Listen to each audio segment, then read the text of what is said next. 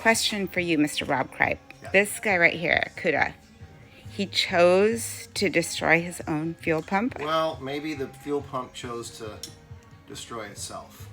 But you just blamed, okay, I know. this But guy. here's the thing. It's been on the car since I finished it, which was in 2007. So, not bad for a 17-year-old restoration now. Is that right? 17 years on the restoration. This car was a slant 6 yellow column shifted Barracuda.